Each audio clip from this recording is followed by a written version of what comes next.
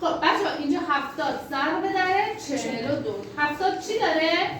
یه نیمی کوچولو داره، یه صفر نیمی داره، گریه میکنه نمیتونه وایسه، فرار میکنه میاد اینجا. حالا چی مون برای من؟ 7 ضرب در 42. خب چیکار کنم؟ عدد بزرگم بالا می‌نویسم ضرب در 7. دو هفتا 4 می‌نویسم، یک میره کجا؟ بالا. 7 4 تا 28 تا. با این یکیه 29 پس شد چند؟ 294. 294 میاد پشت میشه صفر. 2940. آفرین آقا 2940. خب بچه ها اینجا چی دارم؟ 42 تقسیم بر 7 میشه 6.